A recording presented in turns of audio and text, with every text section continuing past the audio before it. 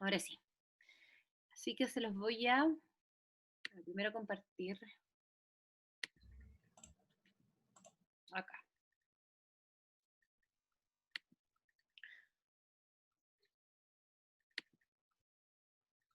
Ya. A ver, entonces hoy día vamos a hablar de migraciones, ¿cierto? Y movimiento, la verdad. Que es, a diferencia de lo que hablamos de crimen o microfinanza, de cualquier otros temas, de aquí no hay, o de otros temas que tengan más evidencia científica, acá hay menos evidencia científica. Se sabe menos, pero es un problema mundial, una problemática mundial en términos, no la migración per se, sino el cómo la vemos, los efectos que tiene, el no saber si es positiva o negativa, etcétera. Y cómo lo afrontan distintos gobiernos por la misma también incapacidad de levantar evidencia sobre lo que está pasando. Entonces, los temas de migración nos llevan a mucho populismo muchas veces porque creo, o sea, al menos desde mi perspectiva, en base a que no existe mucha información buena, digamos. Entonces vamos a hablar hoy día primero de cuál es la percepción primero nuestra, de los chilenos sobre esto. Eh, y les voy a hacer, a ver, creo que la tengo acá. Déjame mirar. Primero, a ustedes, esta primera votación de 30 segundos. ¿Usted cree que la llegada de inmigrantes a Chile es bueno o malo para el país?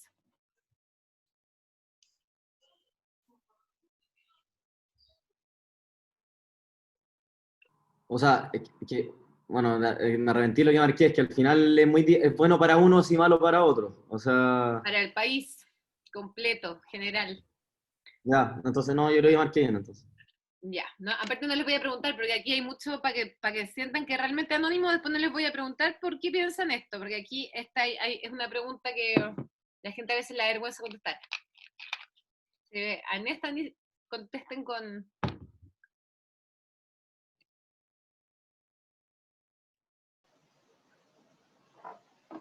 Ya, vamos. Finalizar votación, y ahí compartimos los resultados. Se ven, bueno, creen que es el 64%. Ahí están viendo los resultados y la slide, ¿no? Las dos cosas, ¿o no? Sí, Ya. Entonces, como ven aquí, ustedes están un poquito sobre la media, digamos. Aunque esto se hizo en febrero, digamos. O sea, la última 23 de febrero del 2018 era más o menos para saber cómo estaban con el resto del país. Esta encuesta no se ha vuelto a hacer desde la misma, desde el 2000, así igual, no hay seguimiento, así que es la última que tenemos, pero más o menos nos dice qué es lo que creen los chilenos sobre este tema. Le voy a hacer después sobre por qué es bueno para el país, que alguien dice, pero ¿para quién es bueno? Alguien lo dijo, lo preguntó por ahí. Pensé, ay. Porque Chile tiene que ser un país abierto a la migración, porque Chile porque permite a Chile contar con trabajadores que pueden necesitarse en ciertas áreas, porque las personas que llegan suelen ser trabajadores responsables, etcétera.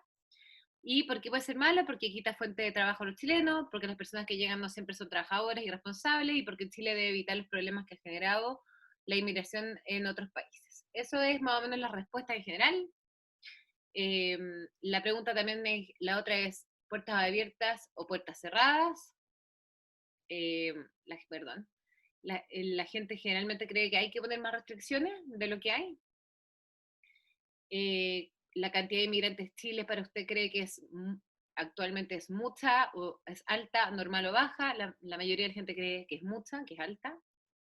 ¿Cree usted que los chilenos son más tolerantes o más discriminadores con los inmigrantes? La gente cree que somos más discriminadores que tolerantes. ¿Cuáles son los aspectos positivos de la inmigración? En relación a este mismo tema, ¿usted está de acuerdo o en desacuerdo? Miren estas preguntas. Con los hijos migrantes deben recibir salud y educación igual a los chilenos, el 91% está de acuerdo. Se promueve el arribo de médicos extranjeros especialistas graduados en la Universidad de Calidad, 84% está de acuerdo. Los inmigrantes extranjeros son una oportunidad de desarrollo y productividad para el país, 67% está de acuerdo, y los inmigrantes extranjeros son un aporte al enriquecimiento cultural del país, 65% están de acuerdo. O sea, al final, a mí lo que me pasa cuando veo, cada vez que recuerdo esta encuesta, es que a mí me llamaba la atención que esta encuesta era bastante más positiva de lo que uno escucha en otros casos. Y aun cuando se dice que somos discriminadores, por otro lado, tienen esta perspectiva súper positiva cuando uno lo desgrana, digamos. Aquí también en la encuesta CEP, digamos, pero esta ya es 2017, existen distintas opiniones acerca de los inmigrantes de otros países que vienen a Chile. Por inmigrantes nos referimos a las personas que vienen a establecerse en Chile, entonces los inmigrantes elevan los índices de criminalidad. Aquí entre el 2017 y el 2003 ven que pasa, digamos, que muy de acuerdo pasan de estar 35 a 41%, o sea, en el 2017 la gente cree que realmente elevan los índices de criminalidad, aumenta de 35 a 41%, los inmigrantes son generalmente buenos para la economía de Chile, también aumenta, pero menor proporción, y los inmigrantes le quitan los trabajos a las personas nacidas en Chile, disminuye bastante, de 63 a 40%. Así que también no son cosas tan o sea, tan malas. De esto, digamos, era para darles más o menos una pincelada inicial de por qué también es como un tema atingente, mucho desde la mirada del chileno, pero no desde la data. Pero sí vamos a hablar desde la data, es por qué nos importa hoy día el tema de migración, por qué nos importa en este curso, por qué es una trampa de pobreza, cuáles son las preguntas abiertas, quién migra, cuál es la rentabilidad de migrar, la verdad, cuál es el efecto de las redes para los migrantes, que es lo que tuvieron que leer, y cuál es el efecto de la migración en el país de origen. Eh, esa es la temática de la clase. Obviamente, acuérdense siempre de interrumpirme porque no veo las manos levantadas ni mucho el chat, así que me interrumpen nomás. Y partamos. Entonces, ya, primero, ¿por qué nos importa esto? Ya, primero, por la eficiencia. Generalmente se habla de la eficiencia cuando se habla de migración. Entonces, al final, imponer límites a la migración generalmente en términos económicos se percibe como ineficiente. Entonces, por ejemplo, en la ILO en 1995 reportaba que los ingresos de un carpintero en India eran igual a $250 PPP, digamos, ¿cierto? Versus los ingresos de un carpintero en Estados Unidos que eran igual a $2.200. O sea, al final, para la ILO y para todos nosotros esto es una ineficiente porque al final quiere decir que el mercado a nivel global, si todo, no está funcionando correctamente, ¿cierto? Entonces, ¿cuántas horas de esta diferencia se explica realmente por una diferencia de habilidades o qué otros factores podrían estar afectando esto en los que nos hacen pensar que al final las barreras son más, obviamente, ¿cómo se llama? Geográficas que por habilidades, ¿cierto? Si las habilidades fueran las mismas, entonces, se me va a caer internet, me muero. ¿Estamos bien? ¿Sí? Ya. Si las habilidades fueran las mismas, convendría que el carpintero entonces viajara desde India a Estados Unidos y los mercados fueran obviamente mucho más eficientes y habría mayor equidad. Entonces, bueno, y también ahí dice, se llama una cosa que vamos a hablar, sin embargo también existe la posibilidad de tener escape de cerebros. Al final lo que nos pasa acá es que si miráramos el mercado global, encontramos poco eficiente que existan países, en el fondo, y que esos países se transformen en mercados cerrados que no nos dejan tener las habilidades bien distribuidas. Si lo miráramos de una manera económicamente, desde la eficiencia. ¿Sí? ¿Por qué nos importa también? Obviamente, porque respecto a los índices de pobreza en Chile, dentro de los ciudadanos pobres, los migrantes ya están representando, puse la canción del 2017, pero ya un 6,2% en la casa en 2019. La tasa de pobreza por ingreso en el caso de los migrantes es cercana al 10,8% y el promedio de pobreza nacional es del 8,6%, entonces quiere decir que tenemos, así como teníamos una feminización de la pobreza, que lo hablamos hace un tiempo, o sea, hace 2 clases creo, también tenemos una inmigración de la pobreza, podríamos decir, o estamos cambiando, estamos recaracterizando también la pobreza en Chile. Y aquí lo podemos ver con un poco más de foco. La incidencia de la pobreza extrema, pobreza y pobreza extrema en la población en lugar de nacimiento, si es nacido en Chile o nacido fuera de Chile, ¿cierto? Los pobres extremos, si son nacidos fuera de Chile, representan el 4,2%, versus el nacido en Chile 2,2, entonces ahí hay una ya diferencia. La incidencia de la pobreza en la población por lugar de nacimiento también, si lo ves en nacido en Chile o nacido fuera de Chile, dependiendo del año, ven cómo va cambiando. Al final, la pobreza, obviamente, en el 2006 era mucho más fuerte en quienes eran chilenos, versus ya estamos en el 2017 y se empieza a dar vuelta el, el, la fórmula, digamos, ¿cierto? La incidencia de pobreza extrema también pasa lo mismo y se nota aún más y empieza a pasar desde ya el 2015. Y además nos importa porque en el censo oficial, ya en el 2017, teníamos 746.000 personas que eran migrantes en Chile, lo que ya representaba el 435% de la población. Pero además hay estimaciones del INE que ya duplican eso en el año 2019, ¿cierto? Que ya se habla de casi 1,5 millones de migrantes a nivel nacional. Pero todo esto, obviamente, fue antes de la pandemia. No sabemos cuántos de esos 1,5 millones han regresado, porque sí vimos y vivimos mucho de esto, ¿no? No sé si recuerdan las embajadas llenas, esperando aviones, todavía. Ahora, nuevamente que se empezaron a abrir de nuevo las comunas, estamos volviendo a ver a muchos migrantes fuera de sus embajadas, tratando de repatriarse, ¿cierto? Y ya en julio ya empezábamos a ver, estos de aquí son migrantes bolivianos.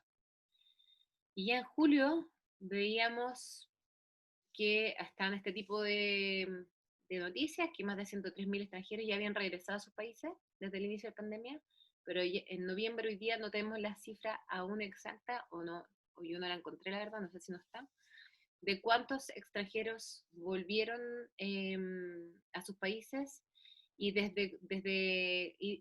y más interesante, cuánto tiempo habían logrado estar en Chile. Y si uno mira también las cifras de extranjería, ya igual en mayo del 2019 las cifras de extranjeros había empezado a bajar. De los que empezaron, o sea, la tasa de migración había empezado a bajar, y después de octubre del 2019 había tenido una baja radical. Entonces, ya no estaba al alza como estaba antes, entonces se estima hoy día que probablemente estemos en el 1,2 de regreso.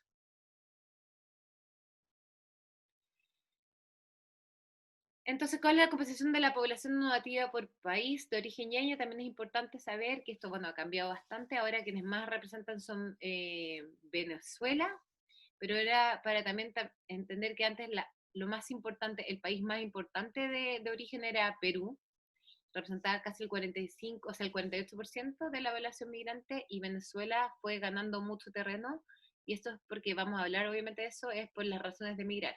Cuando hay razones de repente que son shocks muy fuertes, porque la migración peruana fue económica y poco a poco, progresiva, versus la migración venezolana, que fueron ¿No? shocks políticos. Dígame, Juan. O sea, Juan Andrés. Sí. ¿Cómo nos afecta a nosotros los migrantes? O sea, pensando en estudiantes que van a egresar en un año, por ejemplo. ¿En qué? Que yo creo que en ámbito laboral puede ser como pensarlo. Es que todas esas son las preguntas. Yo creo que la pregunta es: ¿cómo crees tú que te afecta? O sea, a ver, yo creo que como inmigrantes más como cualificados pueden como quizá competir por un mismo puesto de trabajo, ¿o no? Ya. Y en Chile, ¿cómo, en Chile tú crees que cuál es el nivel de calificación, digamos, que tienen los migrantes? ¿Competirían con O sea, alguien? claro, uno lo tiende a pensar como venezolanos, haitianos, pero también pueden haber, no sé, españoles o gente calificada que venga con trabajo. Oye, los venezolanos son bien calificados también, pero O sea, los que no sé migran... en realidad. ¿Ah? Hablo no sé en realidad, hablo como del desconocimiento, así como de a la rápida. O sea, justamente de esto es lo que vamos a hablar hoy día en general, de todos los impactos positivos, negativos, que se estiman que puede tener. Em, y de específicamente para el grupo de ustedes, yo creo, y esto ya es sin evidencia, que no mucho. Al revés, yo creo que solo efectos positivos, la verdad. Pero bueno, ahí podemos mirar. De a poquitito vamos avanzando. Y ahí tú después, al final me dices, después te pregunto. Ya, a ver, el porcentaje de inmigrantes ha crecido de un 0,81 en el año 92 a 5,3 en el 2019. Entonces fue como un boom al final. Y 2/3 de la población inmigrante llegó entre el 2000 y el 2019. Y el 51% proviene de Perú, Colombia y Venezuela. O sea, ya sabemos de viene. Mucha gente creía que venía de Haití, entonces yo siempre pongo que en el sexto lugar está Haití con un 8,4%, pero la verdad es que el fuerte viene de estos tres países, ¿ya? Voy a pasar esto. Y en la cifra del censo, un factor como preocupante, digamos, del crecimiento de la inmigración es que está súper concentrada geográficamente, y eso tiene problemas porque tiene como costos de ajuste, y expone también a la población migrante, que es una de las problemáticas fuertes, digamos, a situaciones de vulnerabilidad y da mucho hacinamiento habitacional. No sé si han visto los CITES en el centro de Santiago, en Independencia, también en el norte. Entonces, obviamente, cuando hablamos de trampas de pobreza, estamos hablando de las situaciones de habitabilidad. Es un problema muy multidimensional el tema de la migración, pero cuando se migra de manera concentrada, tiene un efecto también de no solamente hacinamiento, sino de presión a los servicios públicos muy fuerte. Entonces, la Profe, ¿sí? una duda, y en eso mismo que estaba diciendo, puede ser que, por ejemplo, lo que decía el paper de las comunidades, como, no sé, se me imagina que a lo mejor una de las grandes ofertas laborales para inmigrantes puede estar en Santiago y quizás se concentran más que nada porque, no sé, los primeros que llegaron consiguieron trabajo y así sucesivamente los que vienen, como que se genera un círculo vicioso de como los primeros que encontraron trabajo se asentaron en Santiago y así sucesivamente. O sea, Puede que sea un poco más de eso puede que... que sea totalmente eso. Después también vamos a hablar de eso, de las ocupaciones. Puede ser, o sea, de todas maneras, si miran, las regiones con mayor porcentaje de inmigrantes son Tarapacá, Antofagasta, Arica y Parinacota y Metropolitana. Esas son las más... Y Antofagasta es súper fuerte, obviamente, yo creo, obviamente por el sector minero, y también porque está al lado ¿cómo se llama? De la frontera. Pero al final, lo que nos pasa, a diferencia de la metropolitana, es que Antofagasta probablemente no está tan preparada para esa presión o esa carga de migración como podría estar la metropolitana. Entonces, por ejemplo, si, o sea, no sé si usted les ha tocado ir a algunas CESFAM, etcétera, o hay algunas campañas de invierno en Creole hace ya 3 o 4 años, hay ciertos cambios o hay preparación para enfermedades que nosotros en Chile ya se habían erradicado y que volvieron dado la inmigración, versus que en Tarapacá probablemente no. Entonces, aquí, digamos, o sea, hay una preocupación de políticas públicas porque hay que prepararse para poder recibir a migrantes que vienen con distintas problemáticas también sociales, distintas problemáticas de salud, distintas, etcétera, y que si se concentran esas problemáticas en ciudades que probablemente no están capacitadas, digamos. Bueno, ahí está un poco la distribución. Y aquí contestando un poquitito la pregunta de Juan Andrés, es ¿quiénes están migrando en Chile? O sea, la edad promedio de los migrantes de 33 años. O sea, tienen mayor escolaridad que la población nativa, o sea, mayor escolaridad promedio que los chilenos. Em, eh, pero promedio, o sea, probablemente si es que Juan Andrés no van a tener en promedio mayor escolaridad que tú. Entonces, en términos laborales yo no me preocuparía, pero como son mayoría venezolanos, creo que podríamos preocuparnos de que van a bailar mejor que todos ustedes y les podrían quitar personas, o sea, bailarinas en la pista de baile. Yo creo que eso podría ser una preocupación. En el caso particular de los venezolanos, el 65% de los nuevos residentes tiene un título universitario o técnico superior, mientras que el 10% son ingenieros de profesión. Aquí sí, ¿cierto? Y los haitianos tienen un nivel educativo mucho más bajo, solo el 5% tiene estudios superiores.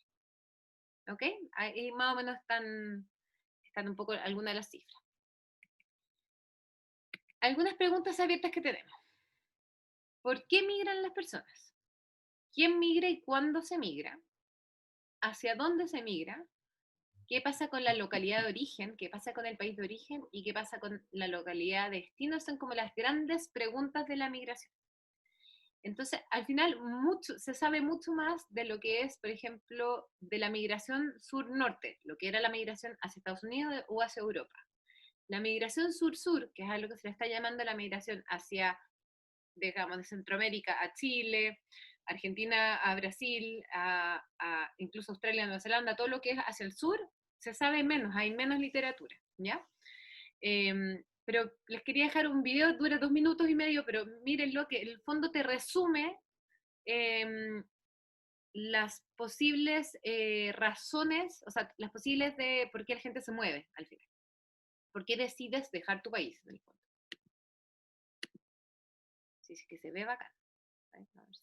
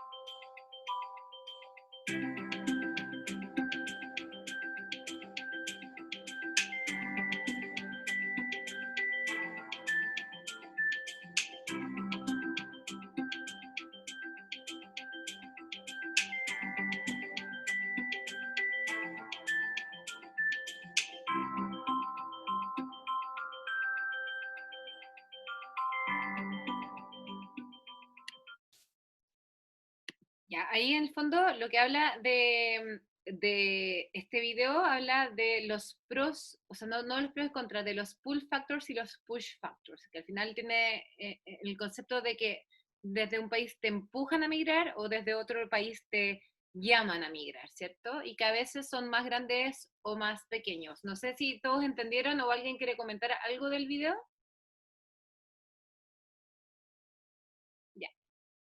Entonces, primero que nada, para empezar a hablar, vamos a hablar siempre con los pros y contras de migrar y los costos antes de entrar como al modelo que pueden haber detrás.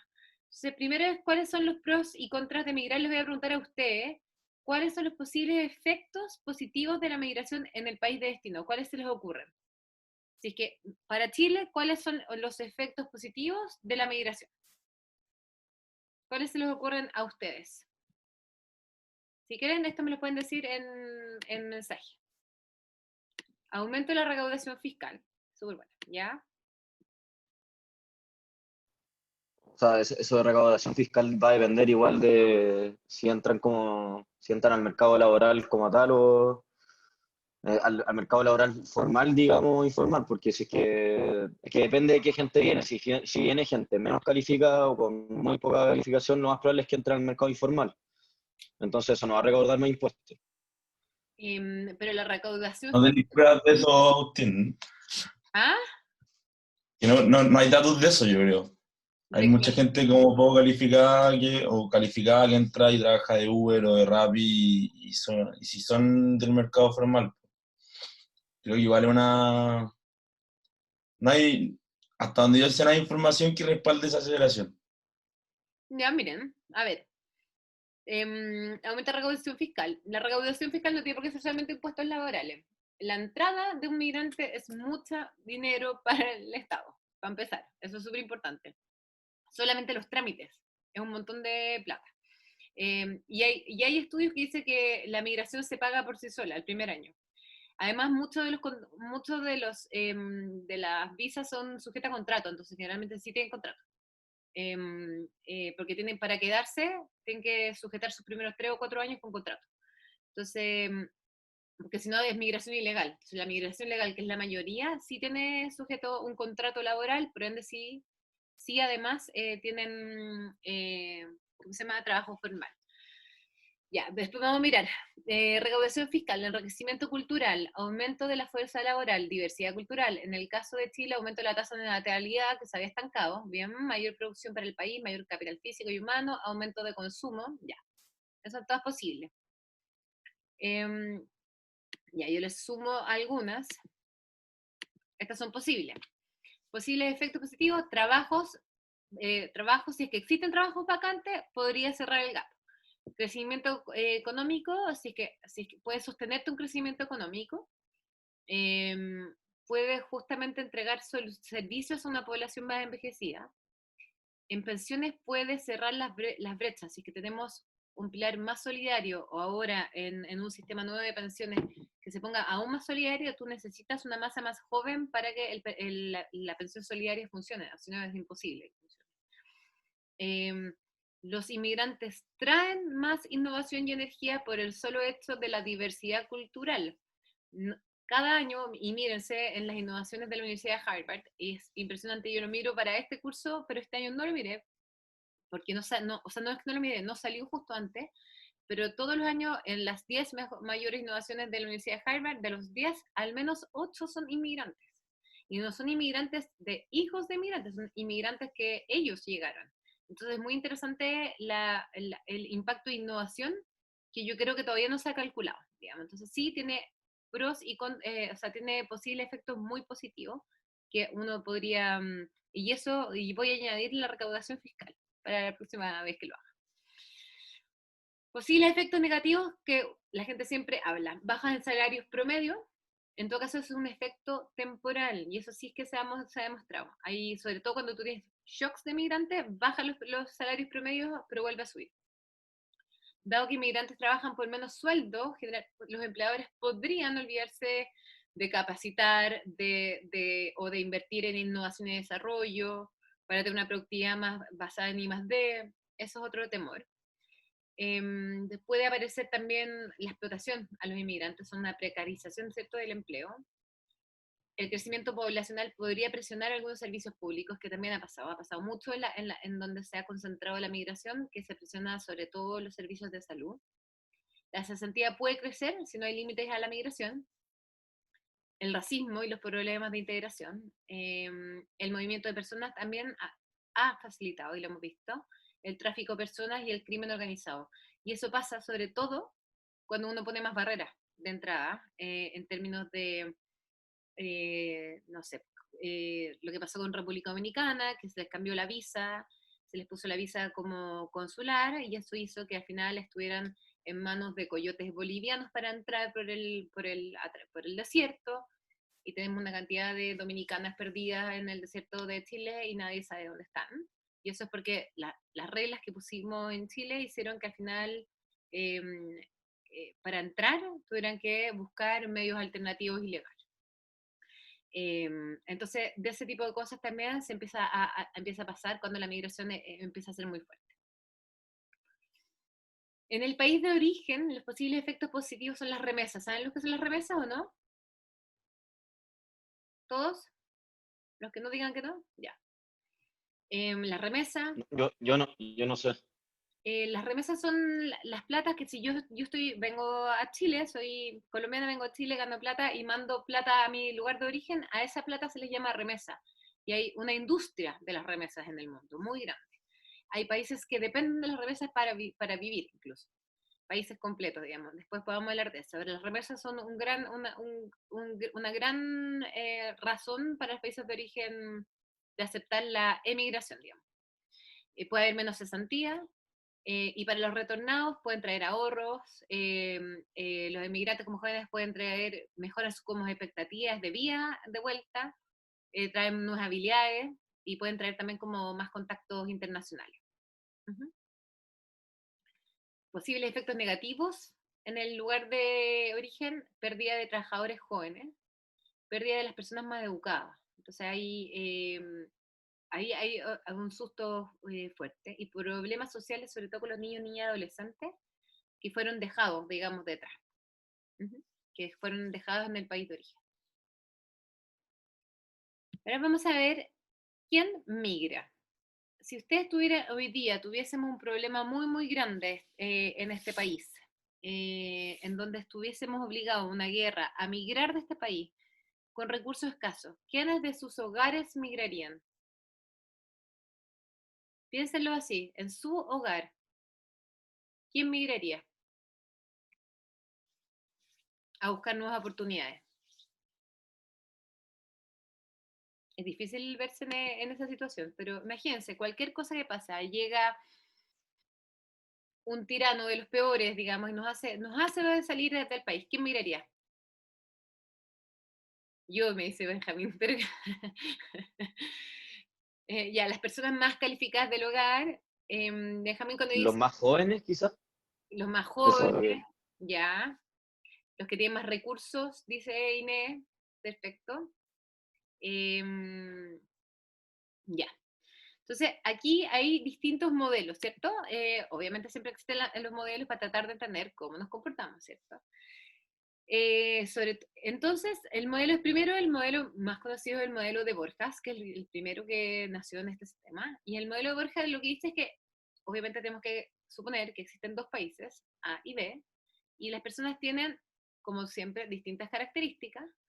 Y en este modelo, quienes migran son aquellos que tienen una mayor perspectiva de salario en el país de destino, ¿cierto? Si yo obviamente gano A y voy a ganar más en el país B, entonces voy a migrar. Tienen también un menor salario a hoy día y además tienen un costo menor de migrar. Pero esto puede implicar dos cosas: selección positiva de migración o selección negativa de migración. Así le puso Borjas, acá se va a entender mejor en esto. Entonces, ¿qué significa? Acá se lo dice con Estados Unidos. Imagínate que tú tienes un país acá, el país, por ejemplo, que este país sea Chile, en donde su tasa de pago por habilidades es esta. O sea, mientras más habilidades es bastante más plana, ¿cierto? Si esta tasa entonces es más plana que la de Estados Unidos, entonces, ¿qué pasa? Que la gente con menor habilidad, ¿qué va a pasar? Se va a quedar en el país de destino, ¿cierto? En cambio, las personas con más habilidades van a moverse a Estados Unidos. A eso se le llama positive selection o selección positiva de migración. Entonces, esto es importante, mientras más igualitario son la remuneración por tus habilidades, esto debería suceder, ¿cierto? Si es que lo hablo en mayor castellano, digamos, si tu país tiene menos diferencia de ingreso entre un carpintero, digamos, y alguien que estudió economía, probablemente el que estudia economía se va a ir a un lugar donde esa diferencia es mayor. ¿Sí? Al revés, digamos, si es que en el país de origen es más pronunciada esta, versus que en el país de destino es menos pronunciada la diferencia y es más igualitario, quienes se van a mover probablemente sean los que tienen menos habilidades al país de destino, ¿cierto? Que algo se le llama negative selection. ¿Sí? ¿Se entiende el modelo? Ya. Entonces, empezamos a ver como, ok, primero quiero saber, antes que nada, qué les parece el modelo, ¿les hace sentido o no? A mí me llama la atención que se fijen la diferencia entre los salarios. ¿Por qué usa ese criterio? O sea, como entre los más calificados y los menos calificados. Porque en el fondo aquí lo que está poniendo como modelo es que tú te vas a mover en la medida que sea para ti,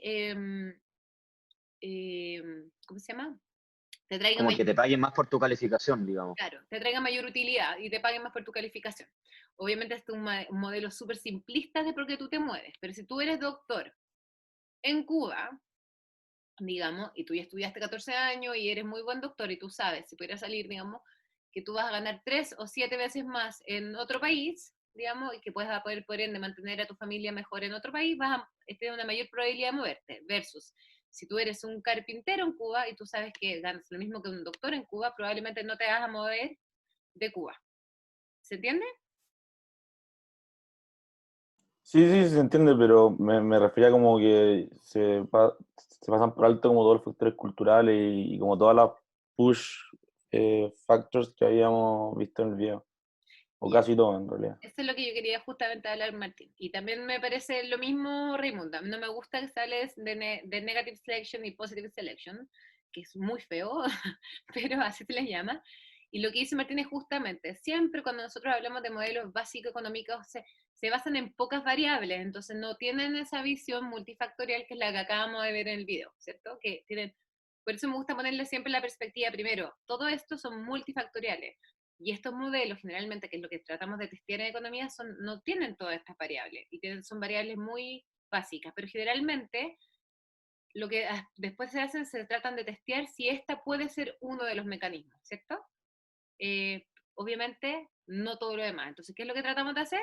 Ver si este mecanismo es relevante, tratando de que los otros factores aislarlos, ¿cierto? ¿Profe? Ujú. Y puede que capture algo el tema de los salarios, por ejemplo, si un país entra en conflictos políticos, se supone que, o sea, de alguna u otra manera los salarios quizás bajan. Por ejemplo, el mismo Venezuela, quizás donde tienen un conflicto político bien grande, yo creo que los salarios reales igual se vieron muy afectados y quizás eso no captura el modelo como a priori de que tiene solamente un problema de salario, sino que es un problema más grande, pero captura algo de problemas culturales o de problemas que son más allá. No sé si me explico. O sea, lo que pasaría probablemente aquí es que lo que tú me acabas de decir es que en esta de acá, en el source country, lo que hubiera pasado es que hubiese bajado, ¿no? O Completa. sea, claro, lo que intento decir es que a lo mejor es bien simple el modelo, pero hay cosas que el salario puede, no sé, pues se me imagina Siria, donde para no poner un ejemplo ya tan conocido como Venezuela, en Siria quedó la embarrada y que hubo mucha guerra y quizá uno dice, claro, es un conflicto político y todo, pero de alguna u otra manera los salarios capturaron ese como efecto político, obviamente tuvieron que bajar, quizá hubo un conflicto más, desconozco mayor información respecto, pero se imagina que de alguna u otra manera los salarios capturan esos efectos políticos grandes o Claro, pero sí, culturales. si tú tienes A un eso, efecto, si tú tienes, imagínate en esta casa, si tú tienes un efecto político grande que afecta a toda la población por igual, probablemente en este país tú tendrías un source country que cambia hacia abajo completo, ¿cierto? claro, y motiva a que la gente se mueva, como que se vaya Motiva del a que todo país. el mundo Claro, se mueva independiente de sus skills. Entonces es cierto que tienes un... claro. Ya. En cambio, hay veces que el efecto político solamente hace que cambie la pendiente. Por ejemplo, cuando me da mucha lata ponerme muy política, pero cuando obviamente pasamos de Allende hacia la dictadura de Pinochet, esta de aquí se hizo un poco más así, ¿o no? porque se hizo un poquito más inequitativa, por no decir, ¿cierto? Porque al final la política era menos equitativa en términos de salario y por ende afectó un poquitito más a este grupo. Probablemente quedó más así. Y es un efecto político también, pero que afecta a algunos. También pasa eso, entonces puede tener un efecto shock político que afecta a todo el mundo completo, como un efecto precio o efecto sustitución. Igual que, ¿cierto? Es un poco pasa exactamente lo mismo. Pero sí, entonces este modelo podría captar algunos de los efectos políticos, podría captar algunas otras, también un poco a los bienes que tú puedes, los bienes que tú puedes comprar, porque una cosa puede ser los dólares que tú puedes obtener y lo otro son los dólares PPP, ¿cierto? ¿Sabes lo que son dólares PPP? Los dólares PPP son como el poder de compra que tienen esos dólares. Y si es que esos poder de compra, Sí, sí. si ese poder de compra cambia, por ejemplo, el servicio de salud es malo, también podría obtener un poco de esa información. Entonces, al final, aun cuando son dos variables, algo de los demás factores capta, ¿cierto? Pero se pierde también muchísima de Eso es lo que iba yo, a lo mejor no es el mejor modelo, quizás no el más sofisticado, pero captura algo de temas culturales o de temas políticos. Eso es lo que quería decir. Claro, van a verse afectados porque están relacionados, de todas maneras. Pero igual cuando tú quieres testear esto específicamente, ¿qué vas a tratar de hacer? Vas a tratar de identificar este modelo tratando ¿cierto? De hacer una estrategia de identificación directa a estas variables, ¿cierto? Sin que se correlacionen con el resto. Para ver si es que este mecanismo es directo, en el fondo. Pero sí, obviamente siempre la economía capta los efectos en política, en salud, en todo lo demás. Digamos. Ya. Entonces, en el modelo de Borja hay algo de evidencia empírica, hay un paper de Teixeira y Hanson que prueban como formalmente el modelo para el caso como de los migrantes mexicanos, y hay bien poco apoyo a la teoría de la selección negativa. Y es por qué, porque acá se usan datos de los censos de la población de México y Estados Unidos y prueban que la hipótesis de la selección negativa de Borjas, que primero, a ver, se encuentra que los inmigrantes mexicanos, aunque son mucho menos educados que los de Estados Unidos en promedio igual tienen más educación que los residentes de México. Entonces, al final, quienes están migrando son quienes son más educados. Y los inmigrantes mexicanos, de acuerdo a sus habilidades, si estuvieran en México, ocuparían posiciones medias y altas en la distribución salarial en México. Entonces, al final, los resultados son inconsistentes con la hipótesis de la selección negativa que sugiere el modelo de Borja, digamos, en términos como de las habilidades observables, ¿ya? Entonces, la pregunta es, quizás lo que no se está viendo acá es que en el modelo de Borja no se habla tanto del costo de la migración. Entonces quizás es el costo de la inmigración lo que impide que las personas de bajo ingreso migren y por eso se cae el modelo. ¿Y de qué otra manera podemos modelar entonces la decisión? Quizás agregándole el costo, ¿cierto? Que eso es una de las cosas que no vimos en el modelo de Borja, que nunca se supuso el costo de migrar. Es distinto migrar a Estados Unidos, es distinto migrar a Europa a un mexicano, claramente, ¿cierto? ¿Es distinto para alguien de Haití migrar a Estados Unidos que migrar a Chile? ¿Se considera ese costo para migrar? Es una de las preguntas que siempre hay que hacerse. Ya, y después está el modelo no voy a alcanzar, tengo que hacer nada de la clase de día. Ya, está el modelo de migración de Rosenway, que al final aquí sí pone primero el precio de las habilidades y también le añade un poco el costo. ¿Qué es lo que hace al final? Hace una teoría en donde tú pones el precio de tu habilidad en un país de destino, el precio de tu habilidad en tu país de origen y menos el costo, obviamente la diferencia, si es que es mayor, tú vas a migrar, ¿cierto? Entonces al final las implicancias de un modelo es que solo los más hábiles migran, mientras más alto el precio de una habilidad, más alta es la habilidad de los migrantes de ese país, o sea, si mientras yo más pague una habilidad, más alta es la habilidad de los migrantes como de ese país, y mientras más cueste llegar a un lugar, por ejemplo Chile, mayor va a ser el nivel de las habilidades de los migrantes que llegan a ese país. Esas son como las implicancias del modelo. ¿Cuál es la implicancia de esto? Que va a haber una fuga de cerebros súper importante. Entonces, al final las conclusiones sugieren que la fuga de cerebros será un fenómeno generalizado, ya que los más expertos son los primeros en migrar, es súper importante esto en donde en donde las habilidades son mal recompensadas. Al tiro les pongo el caso de Cuba, en donde mucho tiempo se habló de los doctores cubanos. Ustedes yo creo eran muy chicos, pero cuando yo era más joven, digamos, se hablaba muchísimo de la población cubana y sobre todo de los doctores, que están sobrecalificados, digamos. Entonces, al final, lo que podría haber acá es que si tú aumentas el número de ciudadanos calificados en tu país, a través de como del aumento de universidades, podría conducir, sobre todo si tú eres un país en desarrollo, a una mayor emigración de esas personas calificadas para países que van a otros, o sea, para personas que migran.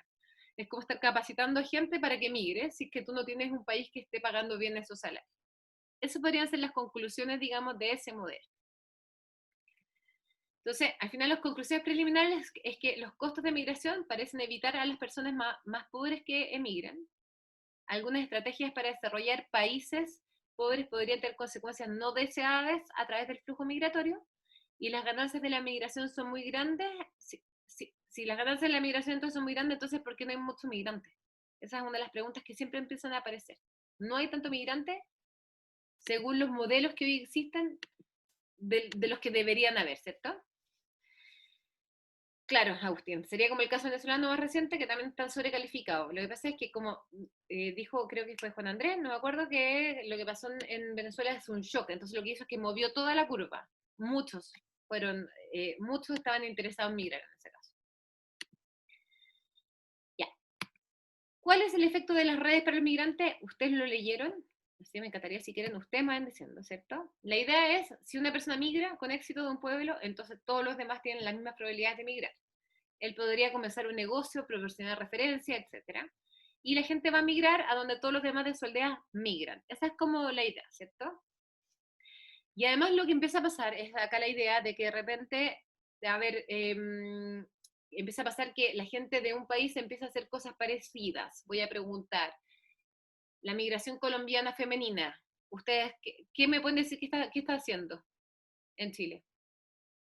Así que se les ocurre. ¿Salones de belleza o cosas de estética? Salón de belleza, cosas estéticas. Es muy impresionante. Entonces, lo que empieza a pasar es, ¿será que todas son buenas en eso? ¿O es que empezaron claramente a ver que por ahí había un nicho en donde se metieron, ¿cierto? Es que empiezan a venir de ciertos lugares y empiezan a trabajar en algo muy parecido. Ahora después la pregunta es si después se especializan en lo que realmente son sus habilidades, ¿cierto? Porque llegan a hacer eso, pero después, ¿se especializan en lo que son realmente buenas? Es la pregunta que después, porque si no, si estamos trayendo gente que no hace lo que debería estar haciendo, también es una pregunta relevante. Entonces, en la evidencia empírica de la relevancia de las redes está lo que ustedes leyeron de Munshi, ¿cierto?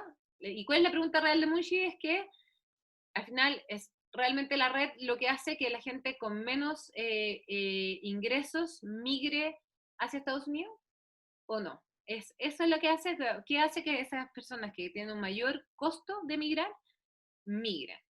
Y trata de ver si es que son realmente, ¿cómo se llama? Las redes. ¿Y quién me puede decir, para yo no estar hablando todo el rato, qué es lo que encontró Munchi en este paper y cómo lo hizo?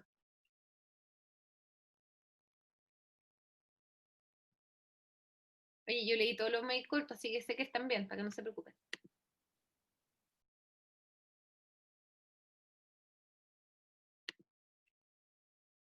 Ya.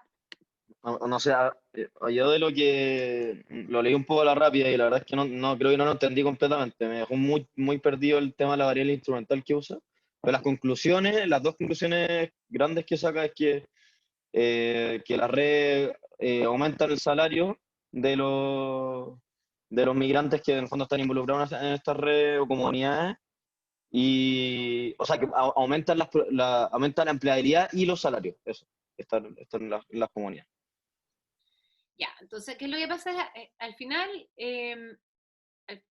lo que trae que ver es que las personas con redes en el país de destino pueden tener una mejor información sobre cómo encontrar en ese país, ¿cierto? ¿Cuál es el problema que tenemos de endogeneidad? ¿Por qué no podemos medirlo? Porque obviamente si tú sabes que hay mayor probabilidad de tener un trabajo, porque tu familiar te lo dijo, entonces por eso es que migras, pero no es porque la red te hizo. Entonces, ¿cómo hago para saber si la gente migra? por las razones adecuadas, entonces tengo que buscar un instrumento que te quite esa endogeneidad, ¿cierto? Claro, y Entonces, usaba ¿quién? las ¿Cuál? lluvias en la comunidad, o sea, en la comunidad de origen, así como en la ciudad de origen, de hace como 4 años atrás, porque inmediatamente anterior no correlacionaba también, pero hace 4 años atrás sí. Y obviamente eso no tiene, decían como, de hecho preguntaba en la instrucción, una pregunta un poco retórica, ¿qué tiene que ver las lluvias de hace 4 años atrás? Eso lo usaba para instrumentar las condiciones laborales, como las condiciones de la economía de Estados Unidos, ¿no? Como, claro, o sea, en el fondo, las condiciones de por qué podría inmigrar sin que tenga que ver con el mercado laboral de Claro, turno. O sea, en el claro. fondo, lo que le puso es un instrumento variable a los push factors, cosa que no tuvieran que ver con los pull factors. ¿Sí? Entonces, por una razón yo salgo del país y ojalá no sea por la razón por la que entro a este otro país. Entonces yo salgo a este país por una razón y yo quiero que la razón por la que yo entro a Estados Unidos sea por las redes, no porque hay un mejor mercado. Entonces la única forma de ver eso, sin que yo vea que el mercado de Estados Unidos está como pujante, es ver que los push factors en el lugar de origen sean la razón. Entonces voy y digo, ok, no hay tanta lluvia, hay menos economía, esas son las razones que los llevaron para afuera y los llevaron afuera a los lugares donde están sus redes. Entonces fueron sus redes los que los trajeron para acá y no el mercado laboral estadounidense. ¿Me explico o no? Entonces la única Sí, forma de saber la entonces, enfermedad era agarrar las razones de que las sacaron de su país, más que las razones más que las razones de que los trajeron a Estados Unidos, no sé. ya. Las Sí, es que era variables enredado, sí, sí, me enredé mucho yo. Ya, pero que no lo había entendido bien entonces. Entonces, o sea, en el fondo quieren asegurarse de que el hecho, o sea, la decisión de irse para allá es por las redes. ¿Es eso una de las conclusiones, en el fondo? en el fondo sí, porque lo que quieren decir, ok, nosotros Porque tenemos, yo me había quedado que en el fondo que una vez estando allá, las redes hacían que poder emplearse mucho más fácil y tener un mejor salario. claro, pues eso es, pues justamente. Entonces lo que yo quiero saber Ah, es, ya. eso es. Entonces la única forma que yo tengo eso es que la gente, es que yo tengo que instrumentalizar el por qué salen del país y no porque van a Estados Unidos. Entonces yo veo que salen porque hay razones de lluvia y no porque tengan una persona ahí, porque hay una razón pujante, y la razón por qué ellos saben que hay una posibilidad de trabajo probablemente son las redes. Entonces mi forma de instrumentalizarlo es la razón de salida, no la razón de entrada. Ya, ¿Sí? ya, ahora me quedó un poco más claro, sí. Entonces eso es lo difícil porque al final está muy ligada a la razón de por qué salgo de un país por la razón que yo entro a un país, pero si es que tú tienes shocks específicos en un país en donde, por ejemplo, no vas a tener trabajo, entonces por lo menos esa relación que tiene que ver con la lluvia, que la lluvia sí que no tiene nada que ver con Estados Unidos, no sé qué, es algo que no está correlacionado con tu pariente o el mercado en Estados Unidos. Por eso lo hace. La lluvia es exógena, ¿cierto? Pero es endógena al mercado laboral mexicano. Entonces funciona como variable instrumental. Eso es. ¿Sí? Ya, pero es un poco difícil porque es muy difícil meterse, por eso hay poca evidencia científica también sobre este tema, digamos. Pero dijeron muy bien los resultados. Ah, creo que están aquí, a ver. A ver, se encuentra que los migrantes mexicanos a Estados Unidos tienen más probabilidades de ser empleados y más probabilidades de ser empleados en trabajos no agrícolas, o sea, con salarios más altos, en las redes funcionan, y las redes parecen estar organizadas en torno a las familias, entre los trabajadores no agrícolas y agrícolas, el 78 y 74% recibió asistencia para encontrar un empleo, o sea, las redes sí funcionan. Y al final acá salía, los datos negativos de lluvia en los últimos 3 años reducen el empleo de migrantes en el hogar, o sea, hay una correlación con eso. Los choques negativos de lluvia hace 3 o más años aumentan el empleo de migrantes en los Estados Unidos, y más migrantes nuevos de una fuente cuando las lluvias recientes son bajas, y más migrantes establecidos de una fuente cuando la lluvia pasada es baja. Que es lo que el fondo trata de demostrar que la variable instrumental es fuerte. Ahora, ¿cuánto tiempo importan las redes? Esto es un estudio que hizo Jan Lafortune y Tesada, que lo hicieron aquí con el Servicio de Instituto de Migrantes, y el estudio muestra al final la importancia de las redes, cómo cambia la red en el tiempo. Entonces, al final, la importancia de la red, dicen, va cambiando con el paso del tiempo.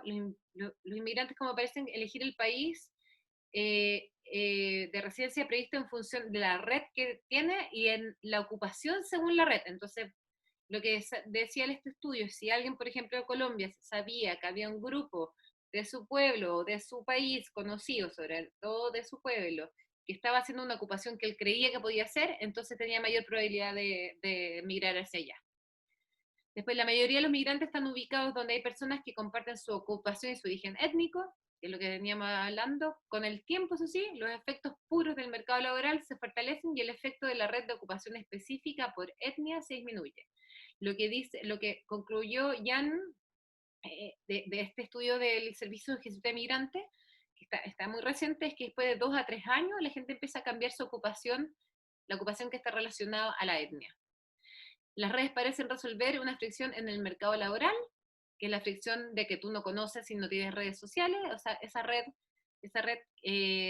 entre paisanos, digamos, sí mejora el problema que llegas a un país nuevo, y consistente con una historia donde los migrantes recientes adoptan la ocupación de su red, luego vuelven a sus habilidades originales a medida que pasa el tiempo. Eso es lo que digo, que al final se demoran 2 o 3 años, entre 2 a 3 años, a volver a sus habilidades originales, una vez que ya están como bien constituidos. Ya. Y después, ¿quiénes son los más beneficiados con las redes? Al final, los costos de migración sugieren que solo los más capacitados deberían migrar, por ende, las redes son particularmente útiles para los migrantes que son menos calificados. En una encuesta nacional demográfica de México se utilizó las tasas de migración de 1924 para el Estado de México como medida de las redes de migración, y se vio que tener grandes redes reducía el papel de la educación en la decisión de migrar para los hombres, y se veía entre la migración interna. Entonces, claro, al final las redes compensa, y nos pasa también en muchos temas, las redes, el capital social, etcétera, compensa muchas otras de las falencias que podemos tener en otros factores de riesgo. O sea, como que fortalece un poco el concepto de los factores de riesgo, la verdad. Y conclusiones de la relevancia de las redes parecen ser factor relevante en la decisión de migración, parece haber alguna relación entre la presencia de una red y la resolución de alguna fricción en el mercado laboral, pero esto también puede llegar a un nivel de migración subóptimo porque nadie quiere ser el primero en generar la red en el extranjero. Eso del tercer punto no se sabe mucho, es un supuesto, pero se dice, ok, ¿quién es el primero? Por eso se arman colonias muy grandes, pero ¿quién es el primero en ir a un nuevo país? ¿Cómo se arma de valor? De eso, de todo eso, quién es el que pone la primera bandera, se sabe muy poco.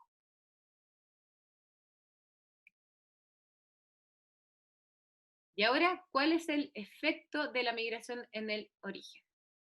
Lo que veníamos hablando al principio.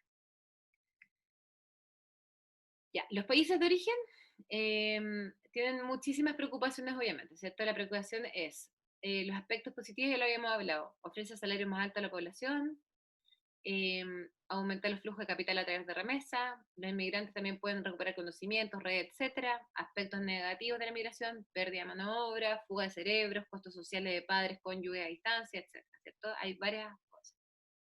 Algunas cosas de las que sí tenemos evidencia, hay muchas que no podemos decir nada aún. Una cosa de antes, Dime. no estoy seguro que se pueda hablar como tan claro el efecto de la red puramente, porque si solo se están hablando como los traslados a Estados Unidos, y no traslados a Estados Unidos, Canadá y otro país, uno siempre va a estar como sesgado al mercado laboral de la red que se está, en donde está la red. Entonces, si alguien tiene, no sé, 10 personas en Estados Unidos y tiene 8 personas en Canadá, y se va a Canadá, ahí uno podría decir, hay algo más importante que la red en sí, pero si solo se ve la red en Estados Unidos, es como no está disociado el efecto del mercado laboral de la red. Ay, no entendí, Juan Andrés. O sea, a ver, lo que está tratando de decir aquí, lo que estoy, corrígeme si entendí o no. Lo que tú me estás diciendo es que, ¿qué es más relevante? O sea, que tú no vas a poder nunca disociar de qué es más relevante, si el mercado laboral o la red. No poder nunca disociar, sino para poder ver el efecto de la red, uno debería redes en distintos países, puedes ver qué pasa, cómo decide la gente. Ya, pero es que... Porque Ay, si uno solo el efecto, te perdí. ¿Soy yo la que estoy con mal internet? ¿O no? ¿Me escuchan? puedo hacer, no sé, porque yo también escucho mal. Ah, Yo creo que usted, profe, porque a Juan Andrés lo escucho bien y a usted un poco cortado.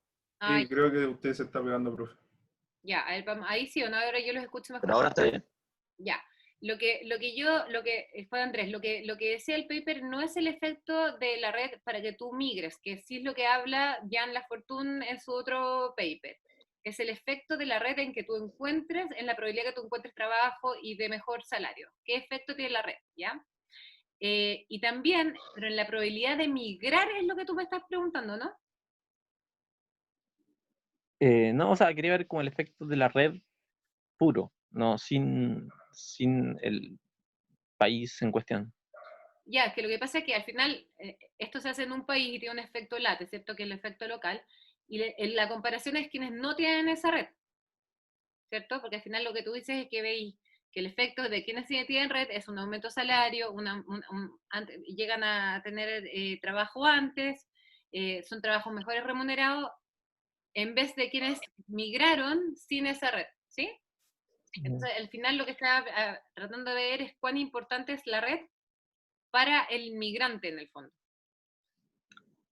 Claro, o sea, pero al final es como súper específico igual, como de México a Estados Unidos. Ah, bueno, porque no tenemos más, no, toda la razón, no tenemos más, es el único que hay algún tipo de evidencia cuasi experimental. La de Jan tampoco es cuasi experimental. O sea, es muy difícil, por todo lo que hablamos antes, porque todo es endógeno, digamos, las decisiones de emigrar son muy multifactoriales, entonces tratar de separar cuál es el efecto y la razón por la que tú migras y entender cuál es el efecto, el mecanismo de detrás, es muy difícil de aislar. Por eso al final estas son Claro. conclusiones que ya sabemos, al menos a través de este efecto que es Estados Unidos-México, entendemos que la red juega un rol fundamental para quienes son, quienes migran con menos calificaciones. Y eso es un tremendo aprendizaje, pero hasta Claro, ahí, no podemos saber más. claro. Ya, a ver, la migración y los niños, ¿qué se quedan? A ver, ¿qué se sabe aquí? Acá se usa, en este paper utilizan la tasa de migración de origen y las características de la mamá como instrumento para la decisión migratoria de la madre. No vamos a entrar a cada uno de los papers, pero vamos a ir a los resultados. Ya, tener una madre que migra lleva a las niñas, mujeres, a acumular aproximadamente 0,9 años más de educación. Para los niños tienen efectos mixtos, en todo caso, pero efectos positivos entre niños de 10 a 12 años. O sea, hay mayor educación. No hay forma, esto es lo que te decía ahora, de probar el mecanismo. Se sabe que si las familias migran, los niños van a estudiar más, pero no se sabe si es porque hay mayor ingreso a través de la remesa o porque las mamás y los papás que viajaron se educaron más y vieron que los niños en los países de destino estudian más y obligaron a sus hijos en el país de origen a estudiar más, o alguna otra cosa sobre la migración de los padres, pero se sabe qué sucede, ¿ya? Pero no se sabe el mecanismo detrás, o no se ha comprobado el mecanismo. Efecto en salud de los niños, hay menores tasas de mortalidad infantil cuando alguien migra en la familia. Menores tasas de mortalidad infantil, parece ser impulsado tanto por la riqueza como por un mayor conocimiento de salud en general. La lactancia materna obviamente baja, porque si es que la madre es la que migra, obviamente baja, y las vacunas disminuyen, tal vez porque es más probable que los padres estén ausentes. Pero en efecto de salud, hay menores tasas de mortalidad infantil cuando un integrante de tu familia migra. ¿Ya? Todos estos papers están ahí, por si acaso. Y el último tema que es importante es la remesa. En la remesa, lo que les decía, son pagos realizados por migrantes a sus familias de origen. Entonces es súper importante ver cuál es el impacto de estos flujos de capital, porque son súper importantes. Y cuando hablamos de la remesa, estamos hablando de esta cantidad de plata. O sea, los 5 países que reciben plata de remesa en el mundo son primero India, China, Filipinas, México y Pakistán, y estamos hablando de 62,7 billones de dólares. Entonces, cuando le digo que es un mercado impresionante, es un mercado impresionante. El Salvador vive, por ejemplo, de las remesas.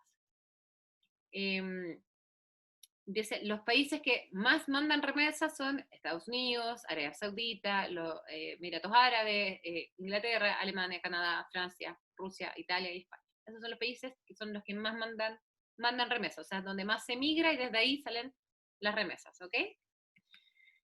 Y los países que dependen casi, sobre todo de las remesas, que es el porcentaje de su GDP más grande, es, bueno, Kirguistán, Tonga, Haití, 29% de su PIB son remesas. Honduras un 19%, para abajo no está, pero El Salvador creo que está mal, porque El Salvador era más. El Salvador era como 25% también. Hay muchos países que son dependientes de las remesas, entonces es algo súper relevante. Ahora, ¿para qué se utilizan? ¿Se utilizan bien, se utilizan mal? No sabemos la verdad mucho más, pero hay un estudio de Young, digamos, que sale que al final los hogares filipinos que reportan mayor ingresos cuando alguien de su familia migra, eso es uno, y que este dinero extra sí se gasta en inversiones, en emprendimiento y en gastos educativos de los niños y niñas y adolescentes. También se gastan en artículos como más de lujo, televisión, muebles y sale coches, autos, perdón. Y los niños en el hogar tienen mayor probabilidad de estar en la escuela y menos probabilidades de trabajar, y acá tampoco se sabe si es por las remesas específicamente o por el mayor nivel cultural de quien migró, ¿ya? Y ahí sale un poco, por ejemplo, específicamente de Filipinas, como ha ido creciendo en billones las remesas y en qué se gasta sobre todo las remesas en el país. Ya. Acá hay un montón de temas, de los cuales no sé si se dieron cuenta, hay muy poca evidencia empírica de alta calidad. Hay mucha correlación, mucha evidencia descriptiva, pero causal poquísima. Por eso creo que, o sea, se los dije al principio, es de la que podemos hablar un montón, es bien multifactorial, pero no tenemos mucha evidencia causal. Conclusiones parciales sobre los efectos del país de origen. La migración parece tener efectos mixtos en aquellos que se quedan atrás. Sobre todo en educación tienen algunos efectos positivos, en salud también, en educación, sobre todo en niñas. Se cree, a mí me hace pensar que tiene que ver por efectos más culturales que por remesa. Salarios más altos, no se sabe. El capital fluye a través de remesas, totalmente, eso sí se sabe. El efecto de la ausencia de los padres, hay mucha evidencia mixta, pero sobre todo lo que más sabemos es que hay poca evidencia. Hay poca evidencia sobre el efecto de la migración en los países de origen y menos aún sobre la migración interna en los países de desarrollo. O sea, es súper poco también sobre la migración interna en general, qué pasa con la migración dentro de Chile, dentro de los países, y menos en los países en desarrollo. Así que cuando todos ustedes sean economistas, digamos, aquí está lleno de cosas que se puede hacer y de esto se va a hablar un montón post pandemia. Va a ser, nosotros siempre, o sea, lo hemos hablado incluso en América Solidaria, va a ser un tema son las fronteras post pandemia. Ya, o sea, ya han sido durante y post no sabemos qué va a suceder con la gente que vamos a ver cómo queda, qué sucede sin trabajo, etcétera, y con distintos tipos de efectos de salud. Así que es un tema súper abierto y del que lamentablemente todavía sabemos poco. Así que ya, alcancé súper rápido, yo sé, pero necesitaba pasarlo. Preguntas. Profe, yo tengo una pregunta aparte del tema, que muchos no nos han corregido el mail 19. ¿Cómo no? ¿Esa soy yo? Sí. Uy, ¿en serio? Ahí voy a mirar. Ya, yo les espero, déjame 2 segundos, voy a dejar de...